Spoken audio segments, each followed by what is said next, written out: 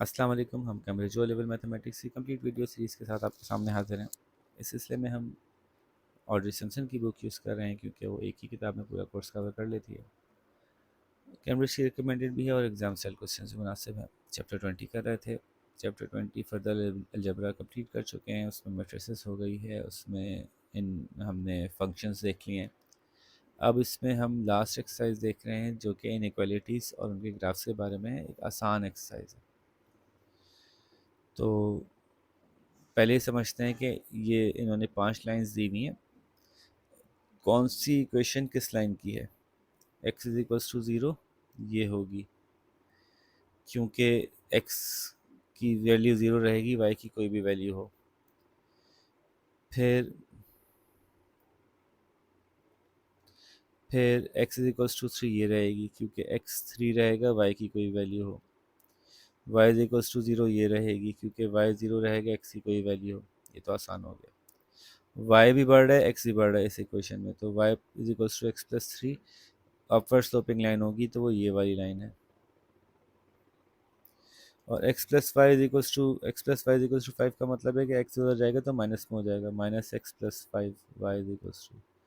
तो इसका मतलब एक डाउनवर्ड स्लोपिंग लाइन है, वो यही है, एक ही लाइन डाउनवर्ड स्लोपिंग है। तो ये कौन सी लाइन कौन सी है आइडेंटिफाई करना थोड़ा सा चालाकी से होता है इसमें। ठीक है, ये आइडेंटिफाई कर लिया मैंने, और इक्वेशंस को आपकी आसानी के लिए लिख भी दिया कि कौन सी इक्वेशन कौन सी है, कौन सी लाइन की इक्वेशन है। लेकिन ये ध्यान में रखिएगा कि अब ये तो इक्वेशन है x is equals to zero, और इससे पहले पहले जो भी एरिया है वो कहलाएगा x is less then zero का एरिया। ये सारा एरिया, यहाँ पे कोई भी पॉइंट होगा वो कहलाएगा x is less then zero का एरिया।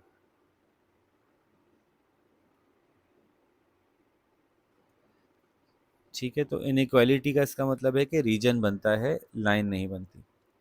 अगर मैं कहूँगा x is greater than zero का एरिया बताएं, तो ये सारा बन जाएगा जो इस लाइन के बाहर है। अगर मैं कहूँ ये लाइन भी इसमें शामिल कर लें, तो x is greater than equals to zero हो जाएगा। तो इसमें ट्रिक ये है कि अगर लाइन सॉलिड है तो कहना चाह रहे हैं कि लाइन शामिल करें, और डॉटेड है तो कहना चाह रहे हैं कि लाइन शामिल ना करें। ठीक है, फॉर एग्जांपल अगर मैं देखना चाहूँ ये रीजन, इस रीजन को डिफाइन करो, तो ये वो रीजन है जहाँ x is equal to three के बाहर का रीजन है, तो x is greater than three का रीजन बन जाएगा। इसके पीछे वाला देखें तो x is less than three का बन जाएगा। थोड़ा सा ट्रिकी होता है जहाँ पे के लाइन स्लोपिंग होती है। फॉर एग्जांपल ये रीजन जो बनेगा इस लाइन के ऊपर, वहाँ y is greater then x plus three हो जाएगा। ठीक है, इसके नीचे का जो रीजन होगा y इज़ लेस देन, क्योंकि y एक्सिस के ऊपर हम इसको मेजर कर रहे हैं यहाँ पे, तो y इज़ लेस देन और y is greater then x plus three, ऊपर वाला ग्रेटर देन नीचे वाला लेस देन होगा। और चूंकि डॉटेड लाइन है तो इक्वल्स टू इसको करेंगे ही नहीं। बात समझ आ रही है?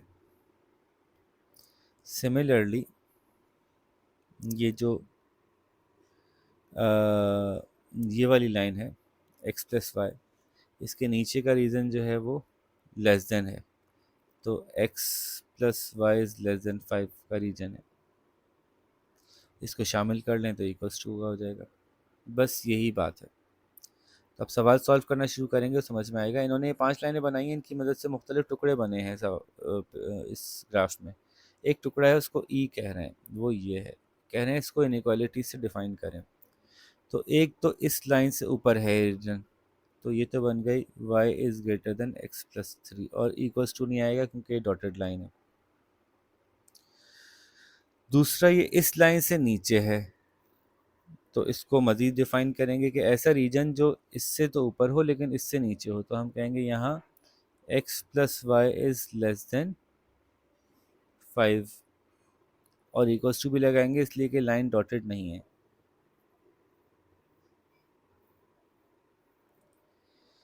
तीसरा एक और लाइन है जो कि इसको डिफाइन कर रही है, वो ये वाली लाइन है कि इसके बाहर बाहर है, तो इस लाइन की इक्वालिटी है x is equals to zero, तो उससे आगे की तरफ है तो x is greater than zero, और इक्वल्स टू भी लगा देंगे क्योंकि लाइन डॉटेड नहीं है। ये पहले सवाल का जवाब मुकम्मल हो गया कि इन तीन इनइक्वालिटीज़ की मदद से ये रीजन डिफाइन हो रहा है। ठीक है, ऐसे करते जाइए, आपको और समझ में आता जाएगा। नेक्स्ट रीजन देखते हैं। जे, जे कहाँ है भाई? जे ये रीजन है,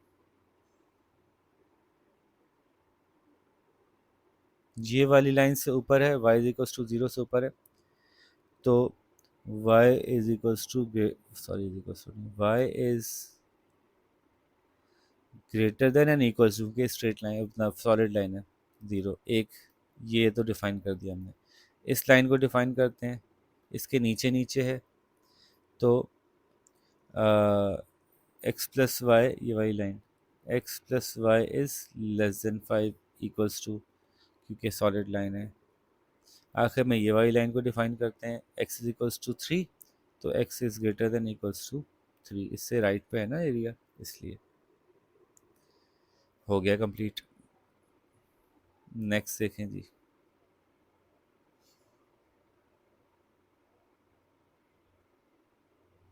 नेक्स्ट रीजन जो हमें इन्होंने दिया है वो आई दिया है, नया पेज ले लें जी। आई का रीजन बड़ा इंटरेस्टिंग है। एक लाइन ये डिफाइन करेंगे, एक लाइन ये डिफाइन करेंगे, एक लाइन ये डिफाइन करेंगे, एक लाइन ये डिफाइन करेंगे, और एक लाइन ये डिफाइन करेंगे। तो 1 2 3 4 5 डेफिनेशंस आएंगी इसमें। इससे ऊपर ऊपर है, this is y is equals to 0, तो y is greater than equals to 0। फिर इससे बाहर बाहर है, तो this is x is equals to 0, तो x is greater than equals to 0। फिर इसके नीचे नीचे है, तो x plus y is less than equals to 5। फिर इससे आगे आगे है, राइट वर्ड्स है, नहीं सॉरी y की टर्म्स में ना, आगे नहीं ऊपर नीचे देखेंगे, y की टर्म्स में y इज इक्वल्स टू है, तो इसके नीचे नीचे है, तो ये था, क्या था, y is equals to x plus 3, तो ये कहलाएगी y is less than x plus 3। लेकिन इसके नीचे इक्वल्स टू इसलिए लगाएंगे कि डॉटेड लाइन है। कौन सी रह गई? ये रह गई, इसके पीछे पीछे है, तो ये थी x इज इक्वल्स टू 3, तो हम कहेंगे as x is less than equals to 3। इन पांच ने मिलके इस आई रीजन को डिफाइन कर दिया। ठीक है जी। नेक्स्ट, नेक्स्ट है हमारी n, IJKLMN। अच्छा, मज़े की बात ये कि n को ये डिफाइन कर रही है, ये डिफाइन कर रही है, और ये डिफाइन कर रही है, और यहाँ पे n खुला हुआ है। तो अब देखते हैं n, पहले y से देख लें, y इज इक्वल टू 0 से नीचे नीचे है, तो y is less than equals to 0, पहली बात हो गई। ठीक है, दूसरी बात हो गई, इससे आगे आगे है, which is x is equals to 3, तो x is greater than equals to 3। तीसरी जो लाइन डिफाइन कर रही है x plus y is equals to 5, इसके नीचे है, तो x plus y is less than equals to 5। ये तीन मिलके इसको डिफाइन कर रहे हैं। ठीक है, ये रीजन डिफाइन हो गया, और बियॉन्ड दिस भी डिफाइन हो गया। नेक्स्ट क्वेश्चन है GNP टुगेदर। ओए होए होए, बहुत मुश्किल हो गई भाई, बहुत मुश्किल हो गई। तो ये बन गया भाई, सॉरी,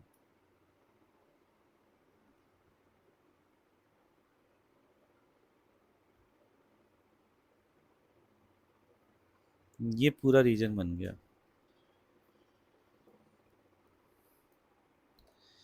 तो ये रीजन देखें, तीन लाइनों से डिफाइन हो रहा है।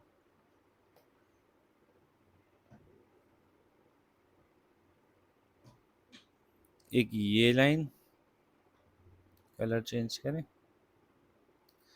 एक ये लाइन, एक ये लाइन और एक ये लाइन।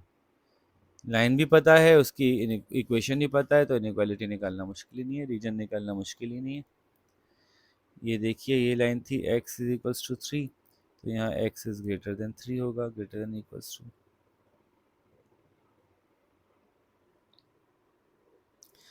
फिर इससे ऊपर ऊपर है तो x plus y is greater than equals to 5, ऊपर है इससे। और इसके नीचे नीचे है तो y is less than x plus 3, equals to नहीं लगाएंगे क्योंकि डॉटेड लाइन है। हो गया भाई define. Next question, next question है A B and C together, mark कर लें जी। ये दो ही लाइनों से क्लियर हो जाएगा, एक ये वाली एक ये वाली। तो x प्लस 5y इज इक्वल्स टू 5 से ऊपर है तो x plus y is greater than equals to 5, और इससे भी ऊपर है तो y is greater than x plus 3, लेकिन इक्वल्स टू नहीं आएगा डॉटेड लाइन की वजह से। ये भी हो गया। नेक्स्ट पूछ रहे हैं d and k together, d and k is this region, तो ये डिफाइन करेगी, ये करेगी और ये करेगी। बस इससे कम है तो x is less than equals to 0, इससे ऊपर है y is greater than x plus 3, greater than equals to नहीं है sorry, greater than dotted line है। इससे नीचे नीचे है तो y is sorry x plus y is less than 5 equals to.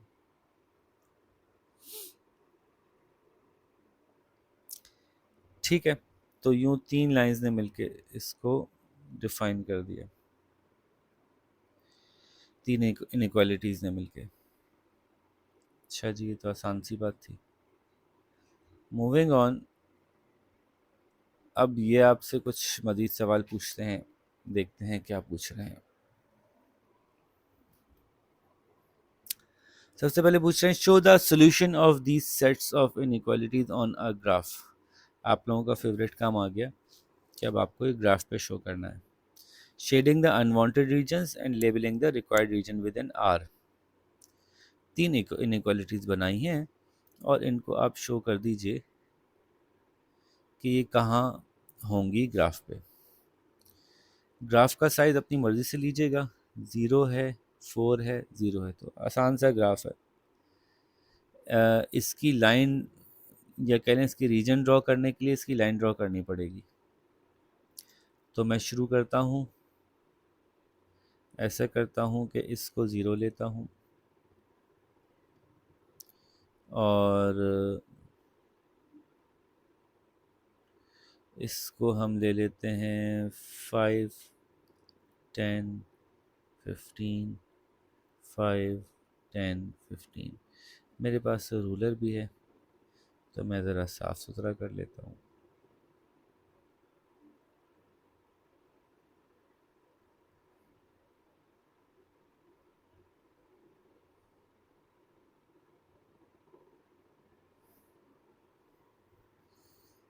और इसको भी ड्रॉ कर लेता हूँ।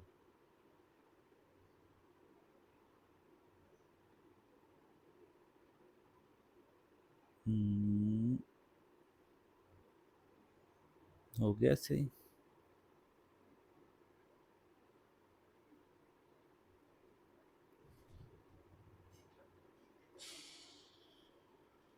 ठीक है जी, और अब मैं इसके ऊपर लिखता हूँ। तो सबसे पहले तो देखते हैं इनइक्वालिटी कौन कौन सी हम बना सकते हैं। y is greater than equals to 0, तो y इज इक्वल्स टू 0 ले लेते हैं।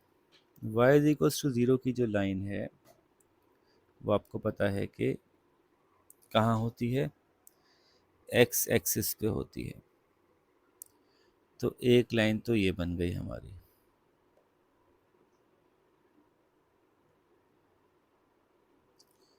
अब बाकी सारा रीजन जो है वो शेडेड होगा, इसमें नहीं आएगा। y is greater than zero चाहिए तो लेस देन ज़ीरो नहीं आएगा। दूसरी इन्होंने लाइन ली है x plus y is greater than equals to four, तो x plus y equals to four पहले बनाते हैं। x plus y equals to four, तो y is equals to minus x और प्लस फोर। x की value अगर zero लें इसमें तो y फोर होगा। x की वैल्यू अगर y की वैल्यू ज़ीरो ले लें, zero is equals to minus x plus four, तो x is equals to four होगा। तो दो पॉइंट्स मिल गए हमें, ज़ीरो कॉमा फोर और फोर कॉमा ज़ीरो। ये लाइन बन जाएगी। Zero comma four is here and four comma zero is here. इन दोनों को मिला दें, हमारी लाइन बन जाएगी। ले आओ भाई स्केल भाई, है ना। किसी लाइन को ड्रॉ करने का बड़ा आसान तरीका यही होता है ना, दो पॉइंट सही होते हैं, एक को आप, एक में आप x को ज़ीरो कर दो, एक में y को ज़ीरो कर दो, दूसरी लाइन बन गई हमारी। तीसरी इक्वेशन इनइक्वालिटी जो दी हुई है, अच्छा अब ये क्या कह रहे हैं, x plus y is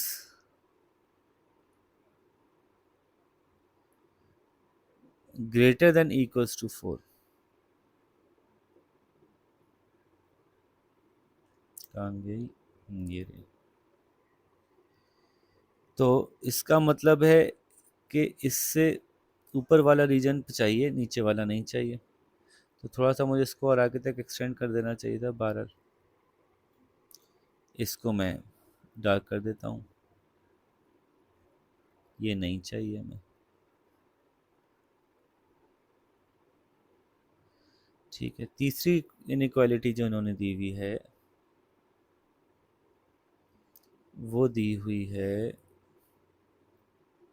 x is equals to zero, यानी x is greater than zero. x is greater than zero का मतलब है कौन सी लाइन कहलाएगी ये y एक्सिस होती है, जहाँ x इक्वल्स टू ज़ीरो होता है।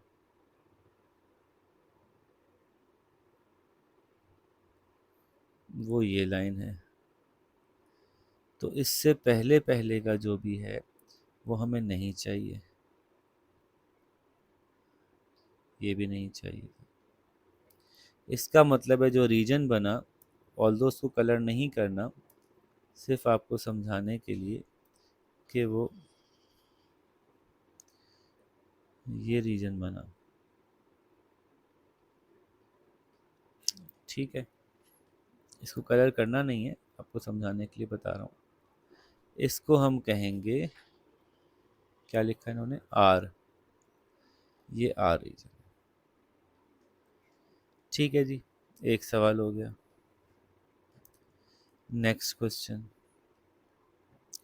नेक्स्ट क्वेश्चन में दिया हुआ इन्होंने 4x plus 3y is less than 12। यहाँ लिख लेते हैं 4x plus 3y is less than 12, बार बार देखना पड़ता है ना।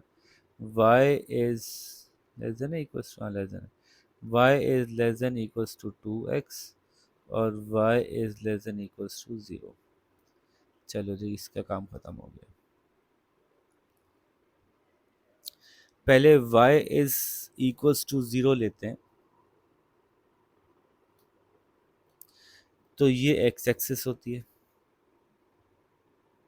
ये बात हमें याद है। तो हमने जब x एक्सिस पे एक लाइन बनाई पहले,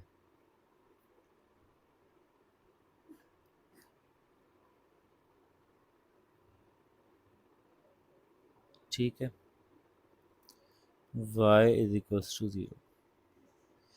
इससे ऊपर ऊपर का रीजन चाहिए हमें, नहीं, y is less than equals to 0, इसके नीचे नीचे का रीजन चाहिए।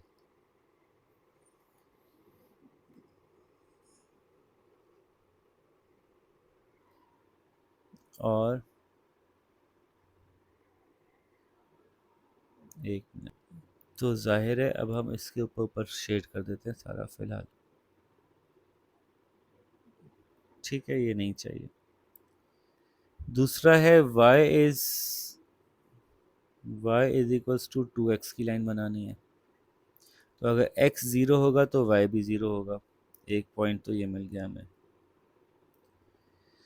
और x अगर 1 होगा, चलो x 10 ले लेते हैं, ये पॉइंट आ जाएगा ना ज़रा अच्छा हमारे पास।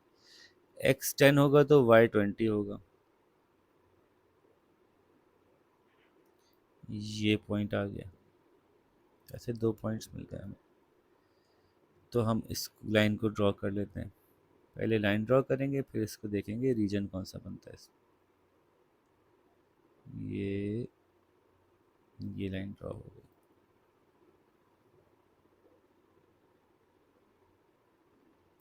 ठीक है जी। ये फरमा रहे हैं y is less then 2x, तो इसका मतलब है कि ये रीजन चाहिए आपको, लेफ्ट वाला। राइट वाला गया आपके पास से, लेस देन इक्वल्स टू, ये गया, जो गया वो डार्क हो गया। तीसरा जो बता रहे हैं, इस लाइन का नाम भी लिख दें तो अच्छी बात होती है, y is equals to 2x। तीसरा रीजन बता रहे हैं, अब इसको निकालना थोड़ा सा मुश्किल यूँ है, पता है कि 3y is equals to 12 minus 4x।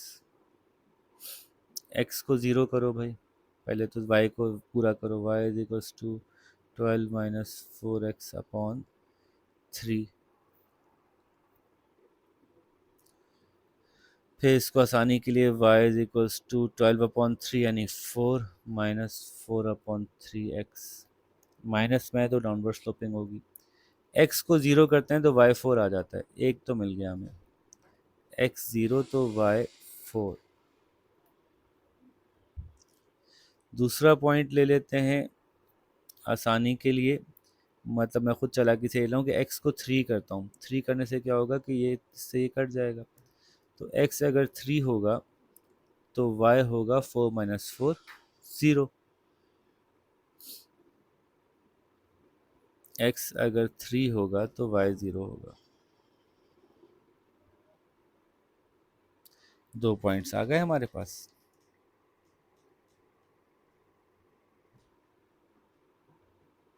ऐसे ही है ना, एक, दो और तीसरा पॉइंट। अब ये लाइन में बना देता हूँ। ठीक है, अब हमें क्या चाहिए है, इससे लेस देन चाहिए। ये इससे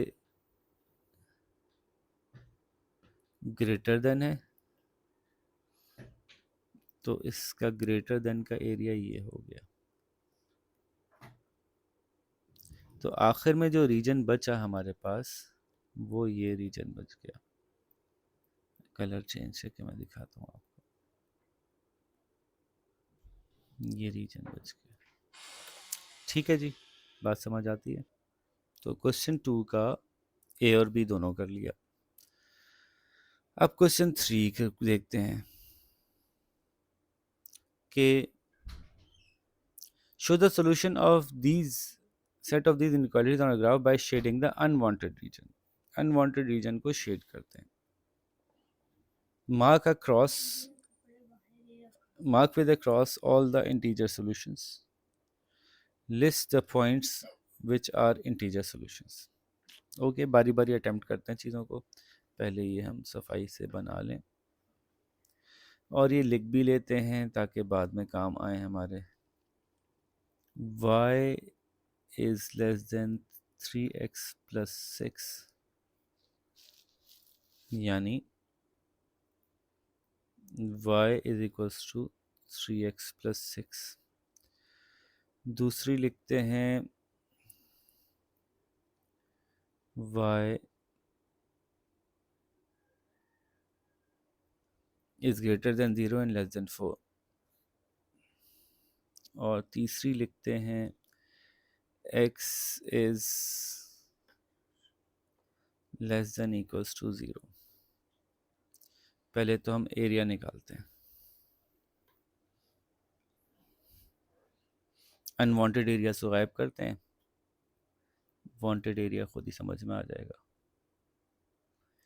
x is equals to zero निकालते हैं पहले, वो ये रहा,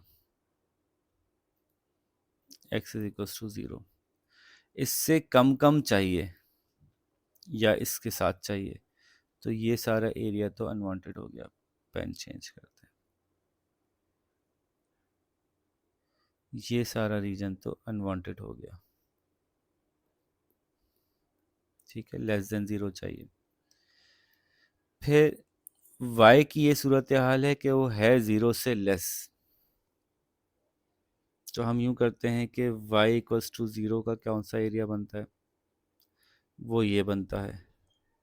लेकिन ग्रेटर देन ज़ीरो का y is equals to zero के बनता है, तो ग्रेटर देन ज़ीरो चाहिए, तो ये सारा एरिया बन गया, ये सब गया आपके हाथ से।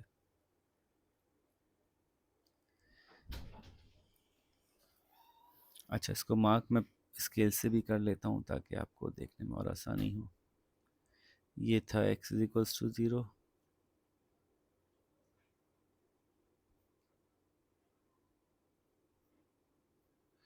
थोड़ा सा मोटा कर लेते हैं इसको। ये x is equals to zero है, ये y is equals to zero है,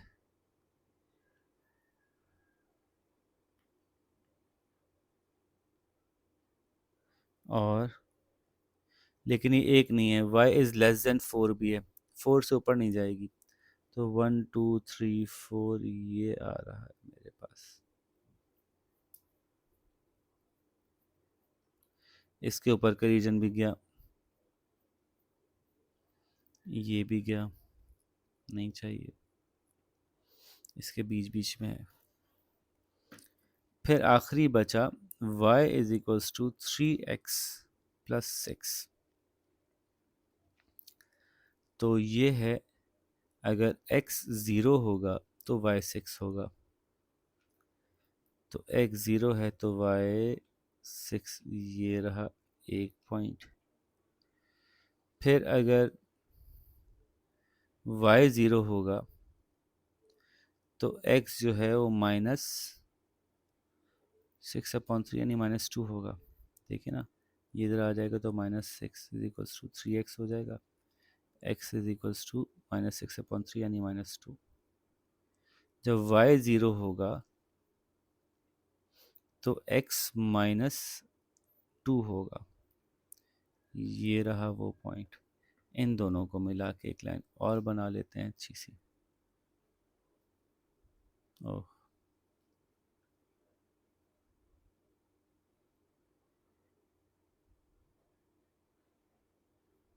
ज़्यादा जूम नहीं करना चाहता मैं ताकि वो लाइन पूरी बन जाए।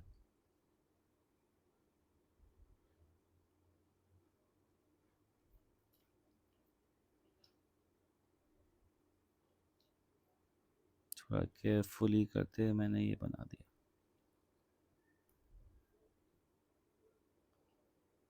ठीक है जी, तीनों इनइक्वालिटीज़ की इक्वेशन बना दी मैंने। इससे कम है, इससे नीचे नीचे है, तो फिर वो रीजन कहाँ बनेगा, where y is less than this, this is the region where y is greater than this, इसके ऊपर का रीजन। ये सारा देखें, गौर करें, सब डार्क हो गया, सब कुछ डार्क हो गया सिवाय, मैं एक और कलर लेता हूँ अच्छा सा,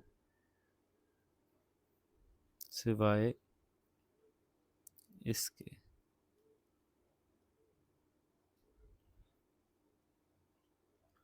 आपकी बुक में टू के बी में ये वाला बना हुआ है, थोड़ी सी गलती हुई है, शायद आने वाले एडिशंस में करेक्शन हो जाए। खैर, तो ये समझ में आया कि इन इनइक्वालिटीज़ ने मिलकर ये ग्राफ बना के हमको दिया। ठीक है, अब हम सवाल के अगले पॉइंट पे चलते हैं। पूछा क्या है हमसे इन्होंने, पहले तो हमने कहा कि जो भी सॉल्यूशंस हैं उसको क्रॉस से दिखा दें। ओके, क्रॉस से दिखाते हैं। इसके अंदर अंदर आने वाले वो सारे पॉइंट्स जो इंटीजर हैं, तो वो कौन कौन से हैं? वो चूंकि कोई भी लाइन डॉटेड है क्या इसमें? यस, दो लाइन डॉटेड है। प्लीज़ सवाल भी देख लो दफ़ा दोबारा। जो इक्वल्स टू नहीं होती वो हो, दो लाइंस डॉटेड हैं इसमें, दो एरियाज डॉटेड हैं। ज़रा मैं ये लगा दूं वापस। यस, तो वो जो डॉटेड हैं वो कौन कौन सी हैं? वो ये डॉटेड है, ये वाली डॉटेड है, ये वाली डॉटेड है, और x is equals to 0 dotted नहीं है। तो जो डॉटेड नहीं है वो ये वाली है, ये डॉटेड नहीं है।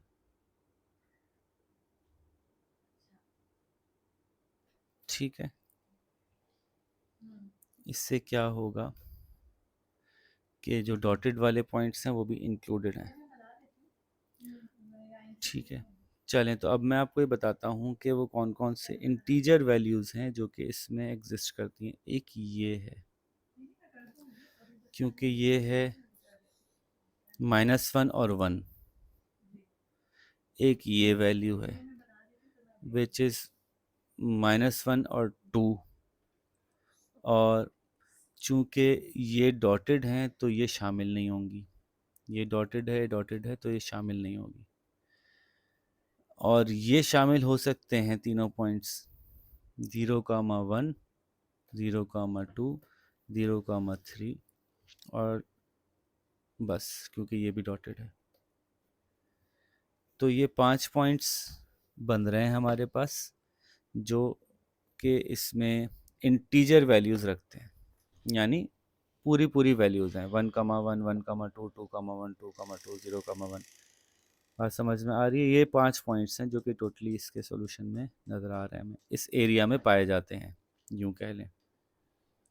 ठीक है, list the points which are integer solutions. उनको लिस्ट भी कर दें।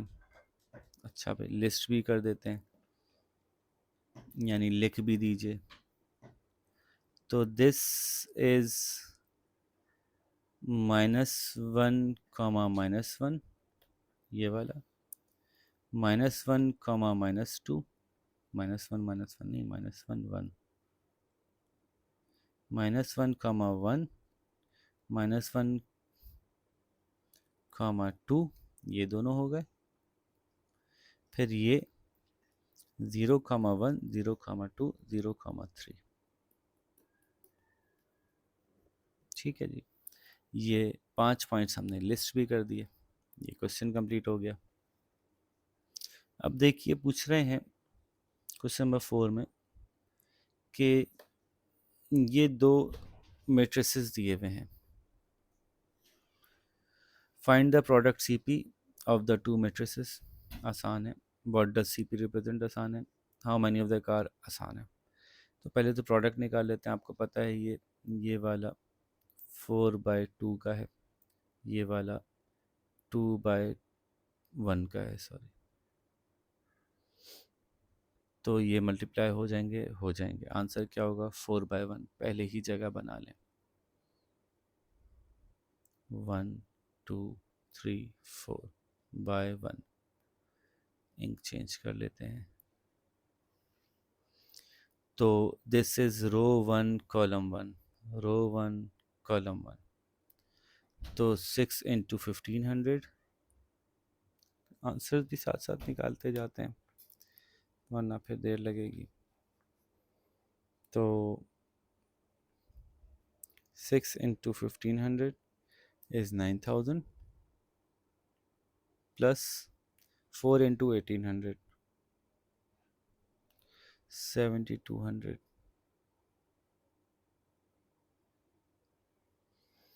This is second row, first column. Second row, 7 into 1500, 10500, plus 3 into 1800, 5400. This is third row and first column. 8 into 1500, 12000 plus 2 into 1800, 3600. Lastly, 9 into 1500, 13500 plus 1 into 1800. इनको add करके solution निकाल लेते हैं. 9000 plus 7200 is 16200.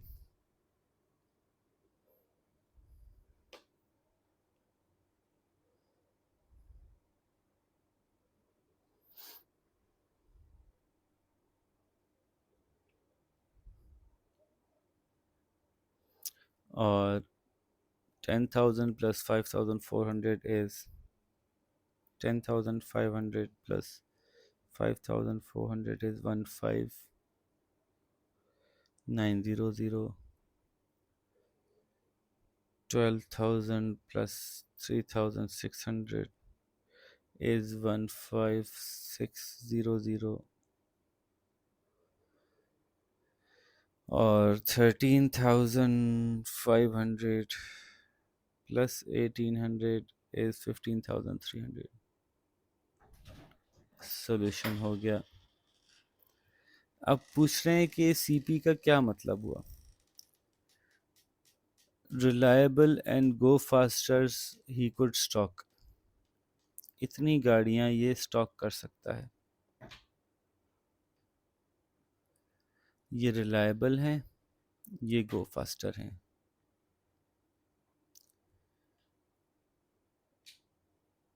और ये मुख्तलिफ कलर्स हैं उनके. Let's suppose red, green, blue, yellow. ये उनकी प्राइसेस हैं, प्रॉफिट्स हैं. लेट्स सपोज ये रिलायबल का प्रॉफिट है, ये गो फास्टर का प्रॉफिट है. तो ये क्या रिप्रेजेंट कर रहा है. ये रिप्रेजेंट कर रहा है कि हर कॉम्बिनेशन ऑफ कार से क्या प्रॉफिट मिल रहा है. अगर रेड कार्स करेंगे, रिलायबल और गो फास्टर दोनों, तो ये प्रॉफिट मिलेगा. अच्छा, अगर इसको मैं ऐसे तोड़ तोड़ के भी लिख दूंगा बगैर ऐड किए, तो इसका मतलब होगा कि और मुझे डिटेल मिल गई कि रेड गो रिलायबल से इतना मिलेगा, रेड गो फास्टर से इतना, टोटल इतना. ग्रीन रिलायबल से इतना प्रॉफिट आ रहा होगा, ग्रीन सारी गाड़ियां बेच दें तो. ग्रीन गो फास्टर से इतना आ रहा होगा, टोटल ग्रीन से इतना आ रहा होगा. ब्लू रिलाय मैंने आर जी बी ऐसी अपनी तरफ से ले लिया. कलर्स एक्चुअली क्या हैं वो देख सकते हैं पीछे वाले सवालों में, पीछे जो एक्सरसाइज आई थी. ब्लू रिलायबल से इतना प्रॉफिट आएगा, ब्लू गो फास्टर से इतना आएगा, टोटल इतना आएगा. येलो रिलायबल से इतना आएगा, गो फास्टर से इतना आएगा, टोटल इतना आएगा. तो ये हमें पता चल रहा है, ये बात लिखी जा सकती है. How many of each car should the dealer stock, and in this case what would her total profit be if she sold all the cars.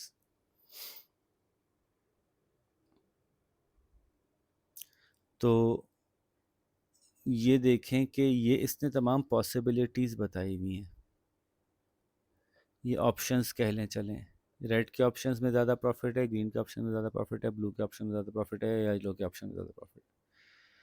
तो अगर ये नहीं कह रहा कि सब ही उसके स्टॉक में है, इस सवाल का मतलब है वो ये कह रहा है कि इनमें से कौन से ऑप्शन में ज़्यादा प्रॉफिट नज़र आ रहा है. तो वो नज़र आ रहा है, इसमें प्रॉफिट ज़्यादा है, तो वो 6 और 4 के कॉम्बिनेशन में जाए, which has the maximum number of profit, maximum amount of profit.